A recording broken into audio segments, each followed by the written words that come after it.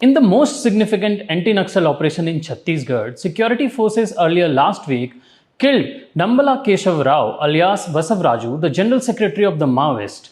But where does the last operation leave their leadership, and what is the significance for the security forces in Chhattisgarh? To answer all these important questions, joining us right now is Bastar Range Inspector General of Police, Mr. Sundaraj Pattilingam. So first of all, welcome to the print. Ji, thank you. Sir, what is the significance of this operations, considering, because you have been doing a lot of these operations, but first time as senior a leader, as General Secretary has been killed? 21st of May 2025, it's a very historical day in the scenario of anti-Naxal operation, not only in Bastar region, but for the entire country, because on that particular day, during a search operation, DRG teams recorded the dead body of CPMO's General Secretary, Basavraju, alias Ganganna, who is the head of this entire illegal and banned outfit.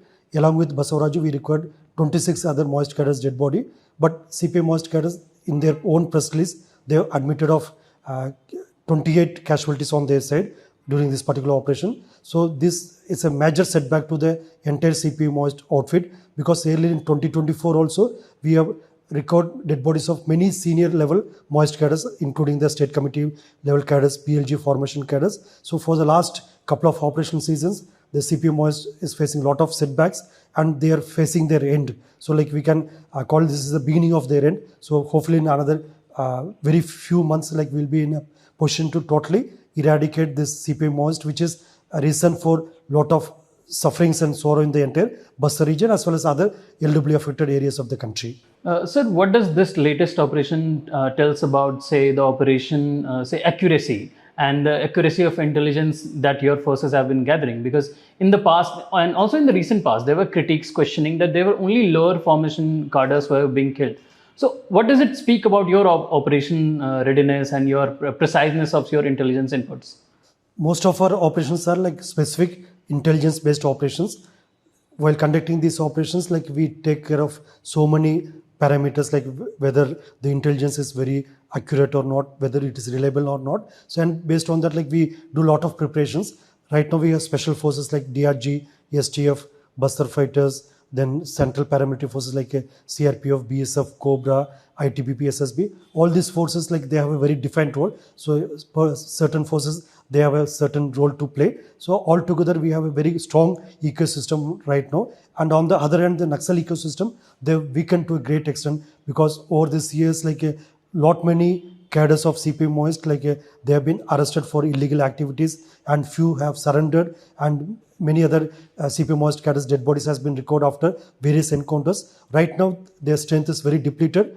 Basic cadres, starting from the basic level formations and up to the middle level formation, and even in the top leadership, their cadre strength has depleted to a great extent. Earlier, there used to be around 30 to 35 Politburo and Central Committee members. Those strength has depleted over a period of time, and right now they have only 15 Politburo and Central Committee members left out. And the same is the situation other formations also, whether it is their political formation or their military formation, their total strength has been decreased. They have been depleted. So in this particular operation, like the intelligence was very specific, and our teams, they have been briefed about it. And when they were launched for the operation, they went to the target area. They were searching that area for like more than 72 hours, and finally they could have a contact with the CPM Maoist outfit which were present in the jungle. And when they fired upon the security forces, in retaliation, our teams, they in self-defense, they have acted upon. And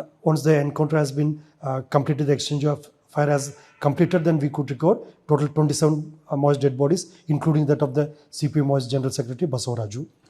Sir, there are 7 districts in Bastar which were affected by Naxal. So we keep on, say, having a look at the press release that you issue about the operations, say, in Kanker or in Narayanpur or in Dantewada or in Sukma or in Bijapur. But there is one force that is common, the DRG. Who are the DRG? What is the composition of DRG? DRG, that is the District Reserve Guard, is the premium strike force of Bastar range.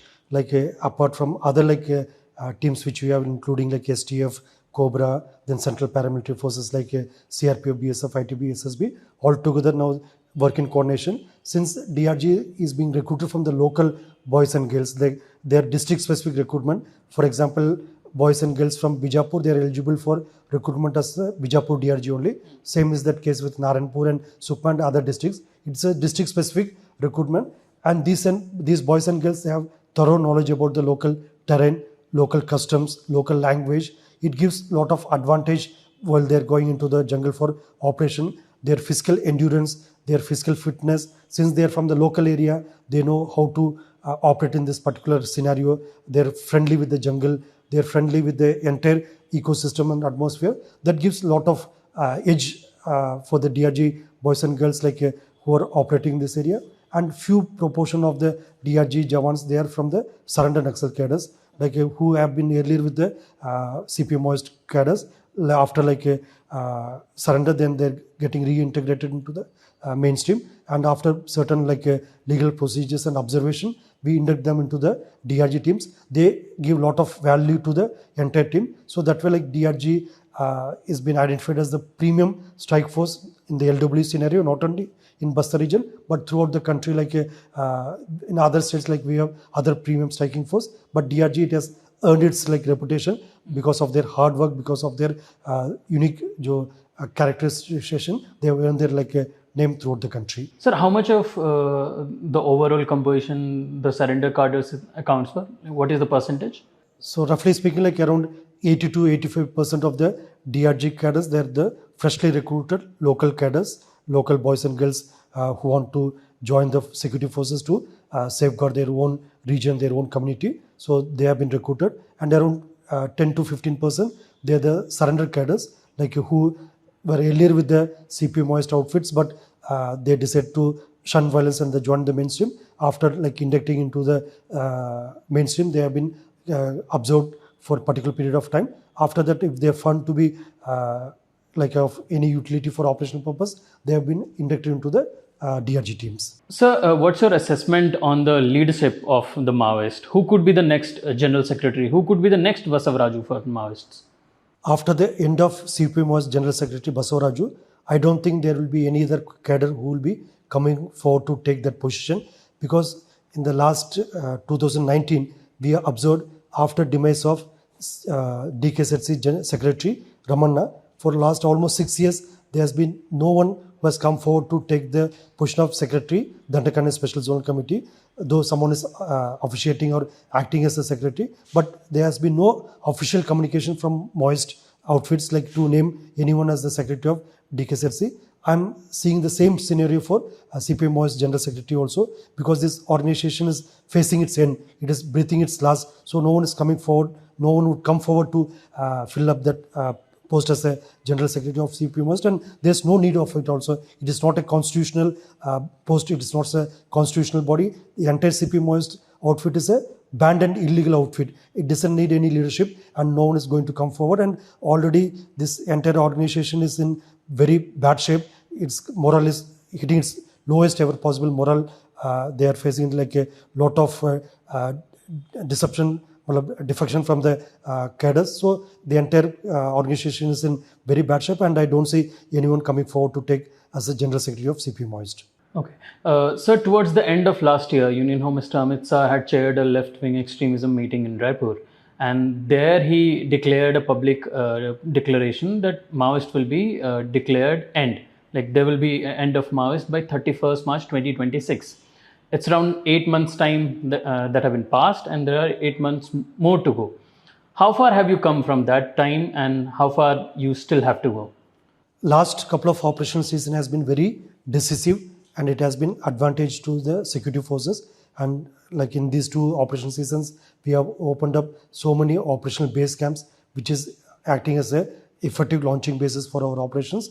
And the operational outcomes also very encouraging. During this period of time, we record more than 400 Naxal cadres dead bodies, including the top level cadres of CPM's General Secretary Basavaraju, CPM's Central Committee member Chalpati, and DKZC members, Telangana State Committee cadres, PLG cadres, and lot of regular graded weapons like AK-47, LMG, INSAS, SLR. These weapons also has been recovered, and more than 1400 CP Moist cadres, they have surrendered before the state in this particular two operational seasons. So we are seeing this entire organization is in a very bad shape.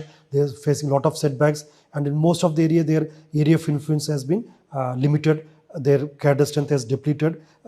Most of their committees, they have been defunct, and they have been merged with other committees. So like the target of eradicating this CPI Maoist in another 6 to 7 months, it appears to be very practical, and it appears to be very achievable. And the local population also, they desire the same thing. They want a new identity for the Bastar region, because earlier, only because of the violent activities, because of the ID blast, because of ambushes, this area has got like a negative identity. So they want a change of this identity, and they want this area to be known for its like a natural beauty. They have a lot of scope for ecotourism, heritage tourism. So the native population want a new and positive identity for Bastar region, and we are hopeful of achieving it. Thank you for talking to the print. So this is the most important interview after the successful encounter by Chhattisgarh police and the DRG in Abujmar jungle of Chhattisgarh. For more such interviews and analytical videos, subscribe to the print.